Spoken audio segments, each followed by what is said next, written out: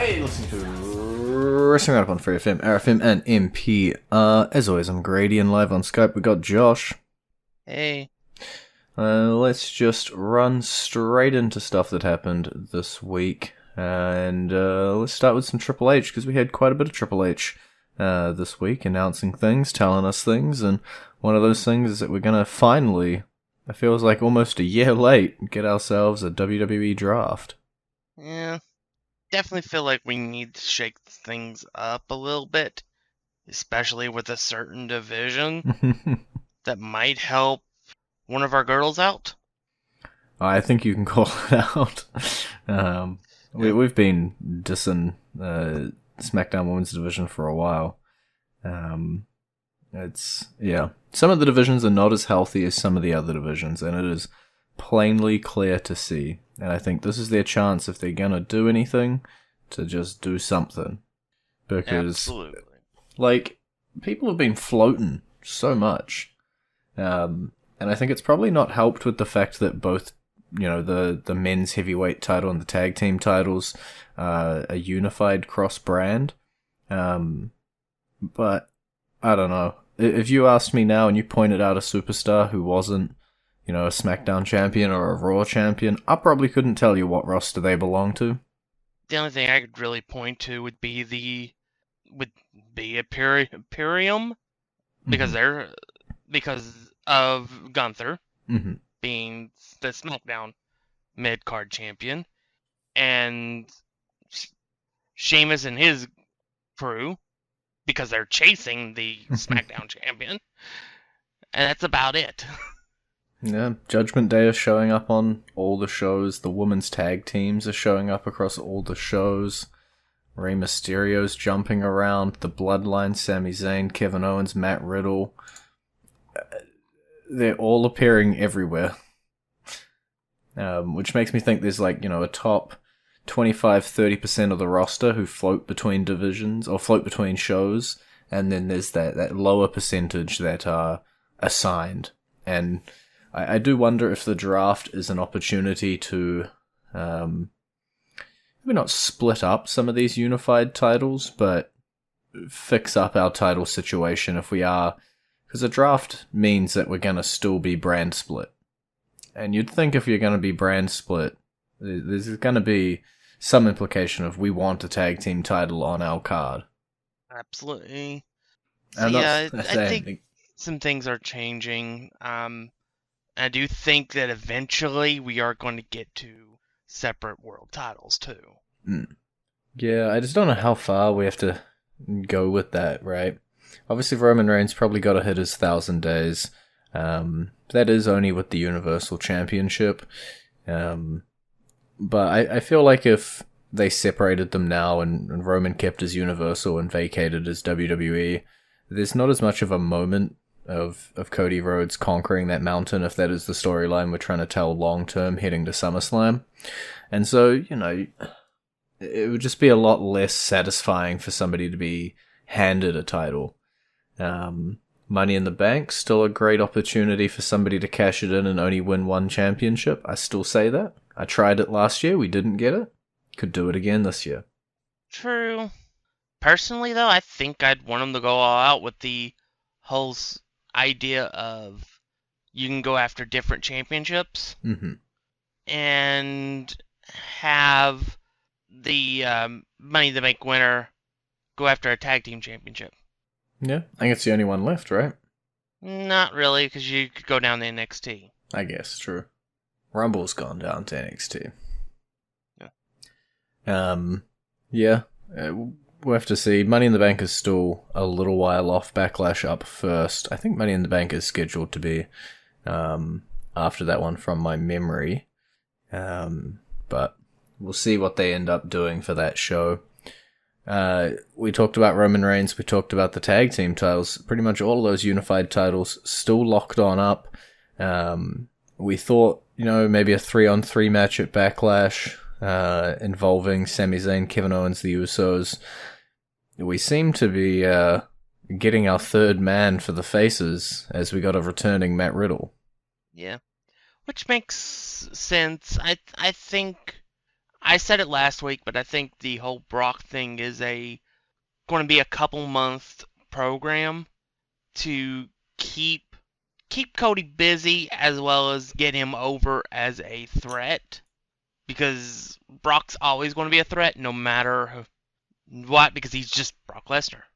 And I think having him conquer the Beast between now and SummerSlam for a few pay-per-views and stuff, I think will be a major step in the next evolution of Cody Rhodes.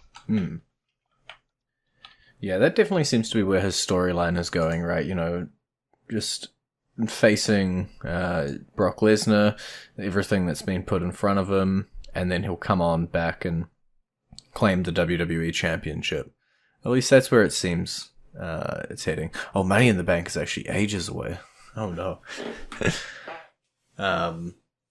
But yeah, well, Cody Rhodes, Brock Lesnar, that the challenge has already been issued for Backlash. I'm sure it's just a matter of time until it's accepted. There's no reason for it to not happen. But the interesting part for me is the 6-man tag match with the guys. It looks as though Solo Sikoa is going to be the 6th man. He's having a lot more brawls and bits and pieces with the Usos, and a little bit less with Roman Reigns. So it could possibly be the 3 brothers, which I feel like it doesn't bring the grandioseness of having Roman Reigns in the match, but having the 3 brothers in the match teaming together could be pretty cool. Yeah. And I do think that with them separating Cody from the storyline, then you don't need Roman. You don't need Roman in the match. So bringing back Riddle, I'm fine with, and using him here. So if Roman Reigns is not involved in the 6-man tag match, what do we got? Is he just going to get a night off? Yeah, of course. No questions asked. That was the quickest answer you've ever given. We'll just give him nights off until SummerSlam? It's August. It's a little while. Yeah. He might have like a maybe an appearance here or there. I don't really expect to see him do much in terms of defending the title between now and SummerSlam. He might have like just a random defense on like a SmackDown or Raw. Well, we'll see what Roman Reigns and the Bloodline's future holds for them. We'll jump across to another storyline quickly before we go to the theme. Bobby Lashley, Bronson Reed, they had themselves a nice little double count out on Raw. A big brawl afterwards. It seems as though this is where we're headed with Lashley, and we got a couple more big meaty men slapping meat. Oh yeah, and it definitely was a dream for a Big E special with this match. These two, I think these two are going to bring out a really good match between the two of them. Because I do think that it doesn't have to be a bunch of wrist locks and technical sequences to be an entertaining match. And these two know what they can do, and I think they'll pull off a really, really good match when they have a full-on match at Backlash. Yeah, I put these two in that same sort of category as Sheamus and Gunther, where really you just want to see the two of them beat the HE double hockey sticks out of each other. We've seen glimpses from Bronson Reed since returning.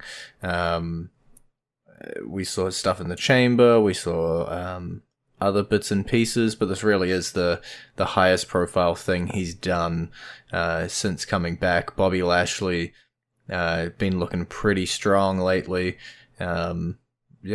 It'd be interesting to see what ends up happening with these two. As you say, match at Backlash, highly likely to be where the first, at least, collision is going to take place. Minus the many brawls I'm pretty sure they'll have between now and then. Yeah, it's going to be a fight on sight situation. These two see each other, there'll be a little bit of talking, and then they will start fighting, and the entire locker room will have to come out and keep them apart. And sometimes that won't even work. That sounds about right. Well, we will go into our entrance theme. We are roughly halfway through the show this week. It is Mick Foley's Rick.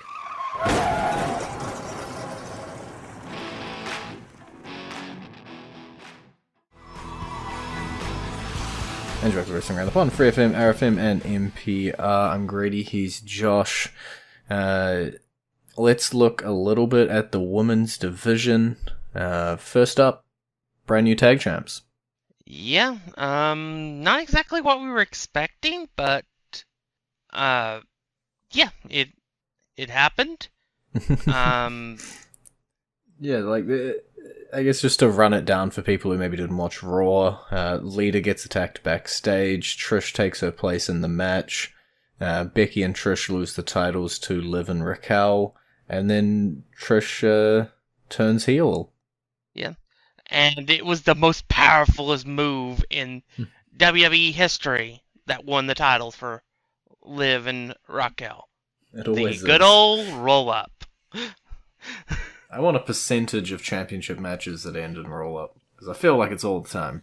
Especially on the women's side. Yeah. But yeah, it's just yeah, I mean, we knew the titles weren't going to last long on Becky and Lita, simply because we kind of felt that it was like a placeholder to hold for the time being. And Liv and Raquel are fine. They're popular, and hopefully they can build some tag teams to face them. Yeah, I do wonder, if WrestleMania had gone differently, or if the injury hadn't have happened, would this have been Ronda and Shayna's spot here, picking up the championships? Who knows? Alliance's way, or Allegiance's way, it might have worked a little bit better. But I could still see them being the two to bring an end to Raquel and Liv. And got a lot of history there with Rousey and Liv anyway, so lots of stuff to build off of. But yeah, outside of them, not a lot of competent threats. Especially what seems to be happening with Damage Control. That's a segue. Yeah, I don't know. We've said repeatedly that we think that this whole thing sounded great on paper, but in reality, it has been awful. Yeah, it's hard because you like all of the talents involved, right? Io, Dakota, Bailey, 3 amazing talents, and you bring them out as a stable and you're like, yeah, they can do something, and then they just keep losing. And I got a feeling these girls did not win a whole lot if I looked back at their win-loss records. They held the women's tag team titles a couple of times, but outside of that, whenever it mattered, they were always on the losing end. And they got punked by a couple of Hall of Famers at WrestleMania, and now there seems to be the fractures and the splinters as Io Sky says, hey, why does Bailey get the shot for the number 1 contendership? I should have that instead. Bam, and wins herself a championship opportunity. Yeah, I mean, the whole point of this group, I think, was for Bailey to elevate Sky and Kai, as well as them to ensure that Bailey ends up champion. But that never happened. Instead, every time that Bailey went against Bianca basically turned into John Cena. 1v3'd the whole group. Yeah. I don't know. At this point, I'd be fine with the draft blowing this group sky high. Which I think is actually what's going to happen. Yeah, it feels like Sky and Kai are realizing that, Bayley's just doing everything for her own interest, and could potentially fracture themselves away from the group. Always hard in a trio like this, because, then does Bayley just fight the two of them, etc., etc. So maybe a draft pulling them apart is the safest split we can get from here. But the only thing I really hope from here is that both Kai and Sky do go on and do good things. We are talking about some weaker women's divisions. Here's your shot, right? Here's your chance to move it around, especially if we're doing a draft. Treat them as single stars, give them the go. I'm looking forward to Belair versus Sky. Do I think Sky's going to take the title? Probably not. But I know they'll put on a great match. Yeah, I don't think she'll win it either, because I think a jealous Bayley may get involved. It is a perfect time. Especially if Sky looks like she can beat Belair, something that Bayley never could. Might just irritate her a little bit. I want to talk a little bit about NXT before we run out of time. A lot happening. Obviously, we got our brand new NXT champion, Carmello Hayes, and he's already got himself his first contender as Grayson Waller wins a fatal 4-way match. Yeah. That should be a fun match, but I feel like it's kind of a waste. Do it this quickly into Carmella Hayes' run, especially with a match that's only going to have about 2 weeks to build up for this, because I think there could be so much they could do with Waller and Hayes. There's not a chance on... We usually joke about a Dolph Ziggler's chance and stuff. There is not a chance on this Earth or any other Earth that Carmella Hayes loses the title in 4 weeks. Barring significant injury during the match. Yeah. So that's another reason I don't like the timing of this match. Personally, I think it would have been a great opportunity to give Duke Hudson some love in the main event. Hudson is over with this being part of this Chase U stuff. He is popular by the crowd right now. But it looks like they want Chase U versus the newly heel Braun Breaker. R.I.P. Chase right U. now. Yeah, but I think that's a good.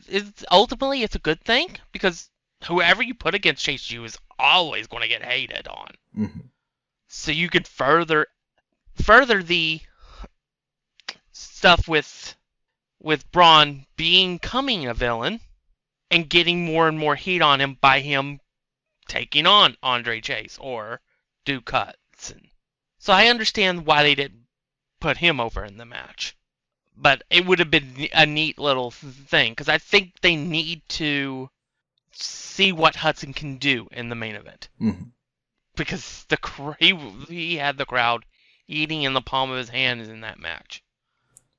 Yeah, I look at the competitors in the match and I'm like, well, Dragon Lee's not going to take a 1v1 loss for the title this early. As you say, Duke Hudson's a little tied up with Braun at the moment, and really Waller and McDonough were your two shots. Honestly, I might have gone with JD. Just have the guy take the loss. Because it was a fight for who is going to lose to Carmello Hayes. We're pretty confident on that one. Yeah, so, which is another reason why I was more interested in Duke Hudson getting the match. Because we know whoever wins the match is not winning the title. So it wouldn't have hurt Hudson to take the loss. Because it would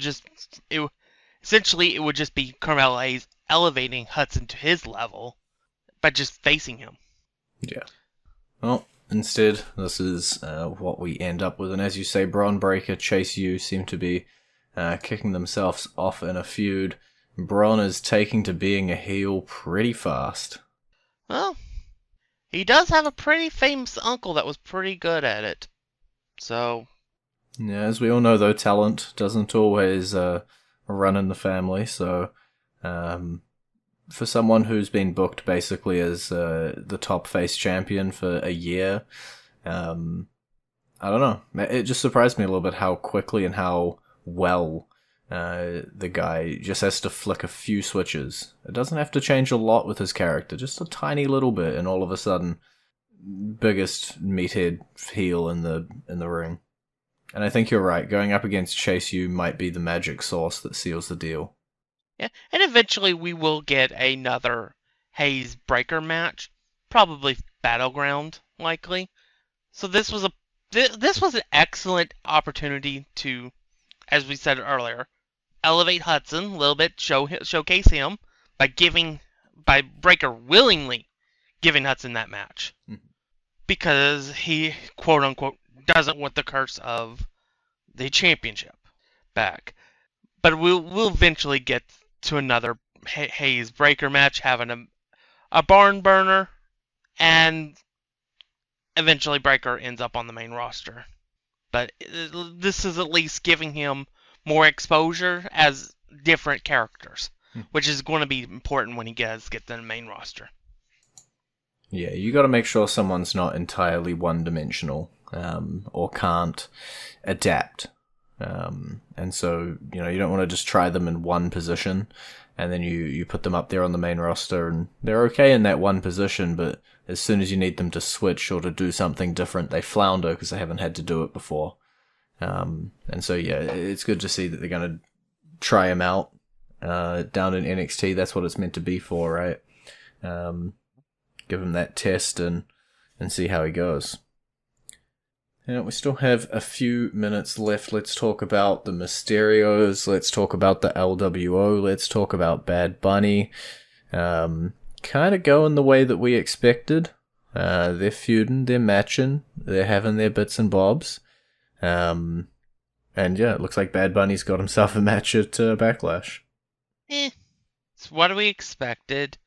I think it'll be a fine match. Obviously, I think with having the celebrity in the match, there's little chance of Judgment Day winning. Which means Ray is going to go up 2-0. Yeah. But anything is possible. I mean, we did say for almost a year, I don't see Judgment Day beating Edge and then they would beat him. So, it's possible. But I do think that it is going to be a situation with celebrity in the match being held in Puerto Rico. The only situation that I see in which Judgment Day walks out the winner is because Escobar and the quote-unquote LWO turn on Ray. Mm-hmm. Yeah, we don't quite know what combination or how many people are going to be in the ring just yet. I think the interesting wrinkle is this as well is that we're setting up a Rhea Ripley defending against Zelina Vega match as well, which should be fun. I don't rate her chances. No, I think it'll be a 3-on-3. I think it'll be the 3 men in Judgment Day versus Mysterio, Escobar, and I'll go with Wild, just because I'm not sure which one of the other 2 men would end up in that slot. Well, and Bad Bunny, sorry. Mm-hmm. Bad Bunny would be the 3rd. But yeah, it's continuing, right? Like if I said right now, Dom and Finn, they both lost at WrestleMania. We come to Backlash. We're saying that the trio is going to lose to the LWO. But we look at WrestleMania. Rhea Ripley defeats the Queen. Comes over to Backlash. Rhea Ripley defeats Zelina Vega. I feel like at some point Mami's going to realize that she's the only one winning out of Judgment Day. Yeah. It's definitely a situation where it's like, yeah, she's the most successful. And honestly, everything that Judgment Day does go through her. So she is the most important character in the whole thing. Yeah, it may be possible that she may eventually get tired of the group. but at the same time, it may also further where eventually, maybe once they get away from Hall of Famers, that they're able to start getting some traction going in some wins. Well, we'll have to see what is in Judgment Day's future, especially with that draft coming up and Backlash and everything. But for this week, we have run out of time. It's been great talking to you. Bye, B. You can visit our Facebook page, facebook.com/wrestling R&D up, or our Twitter page, twitter.com/wrestling RND up, or our YouTube page, youtube.com/wrestling RND up. And we will see you next week.